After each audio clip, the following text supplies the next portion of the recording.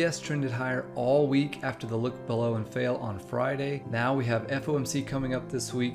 Let's talk about the structure from last week and how I'm trading FOMC this week. Last Friday we got this NFP sell-off that swept the bottom of the range and put in a look below and fail of the range low, and on Sunday night we finally got the continuation up after that failed breakdown, pushing right back into 65.06 and setting the low for the week, trending up every day from there. It's typical trend mode action after that because of this high time frame, look below and fail at the bottom of the range, then a range breakout. So we have this typical pattern of consolidate, trap the lows, squeeze, basing, consolidate, flush, trap the lows, and then rally again to new highs. So pretty typical action. Basically we had a range traversal up, then a range breakout, and then typical ES trend mode action after that. The main thing we were watching for last week was which way this box would break and if sellers would be able to defend 65.06, and we saw relative weakness from sellers, unable to see much continuation down, a little bit of rejection on this back test, but higher time frame once buyers were able to hold up in this area,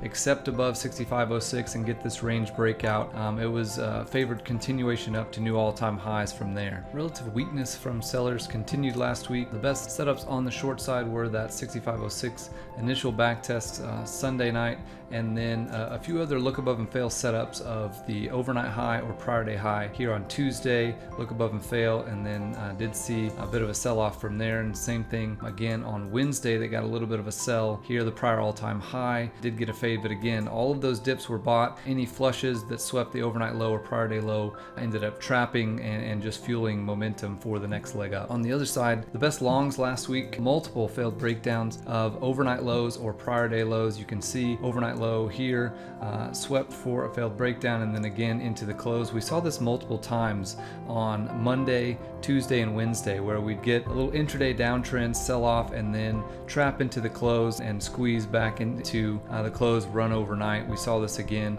Wednesday, sell off late in the afternoon, sweep the overnight low, put in a failed breakdown, and then run all night. And again on the CPI reaction, failed breakdown of the overnight low, which ended up really giving some nice momentum into new all-time highs and actually able to break above the top of this broadening formation that we've talked about here. And then we spent Thursday and Friday just basing above that. Now let's talk about the trade plan for next week. Now FOMC will be the main driver as we get the Fed's interest rate decision, and more importantly the guidance for the number of cuts in 2025. So you certainly want to be mindful of the market's reaction to this, as we have priced in 3 cuts for the remainder of 2025. So there is potential for a sell the news, or especially a negative reaction if Powell hints at anything less than 3 cuts. Now as far as the technicals and the trade plan for next week, the weekly pivots are 6600, 6562, 6532, and 6459. 6459 being the prior range low, 6532 being the back test of the CPI spike low, and the range high now, this range high resistance at 6532. So the bearish thesis for next week would be failure to sustain above 6600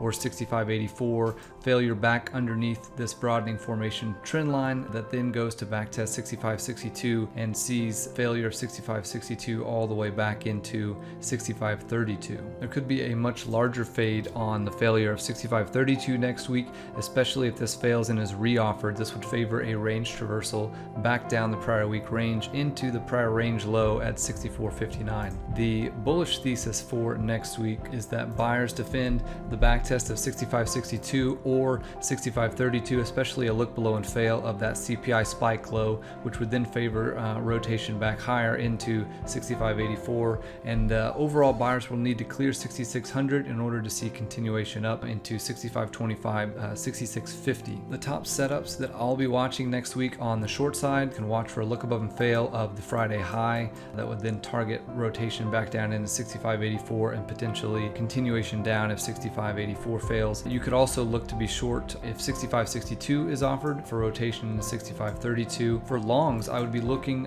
for longs on a back test of 6562 or into 6532, especially that failed breakdown of the CPI spike low. And then if we really get a large sell-off after FOMC, I would be interested in looking for longs on the back test of 6459, that prior range low. That's how I'll be trading ES this week. If you want to trade live with me every day, join me at Trade with Insight.